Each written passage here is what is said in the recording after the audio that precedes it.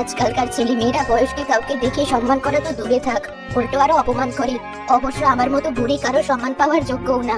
যাই, মাথায় একটা কাপড় বেঁধে মুরগিগুলো ঘরে তুলি। বিকেল গড়িয়ে রাত্রি হয়েছে। বুড়িমা মুরগিগুলো খপে তুলে দিল আর ঘুমিয়ে পড়লো।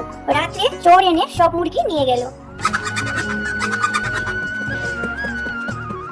পরের দিন সকালে বুড়িমা উঠে দেখে খোপে মুরগিগুলো নেই।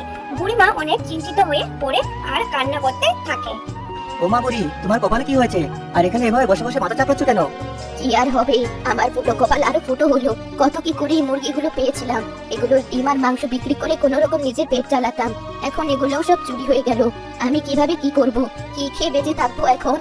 বুড়ি, তুমি চিন্তা করো না, একটা না একটা উপায় বের হবেই। সকালে নাস্তাটা না হয় আমাদের সাথেই করো তুমি। তোর বউ আবার কিছু বলবে না? তুমি আমার সাথে যাচ্ছ, ও তোমাকে কিছু বলতে যাবে না। তুমি চলো তো আমার সাথে। আচ্ছা চল তাহলে। রতন বুড়িমাকে সঙ্গে করে নিয়ে যায়।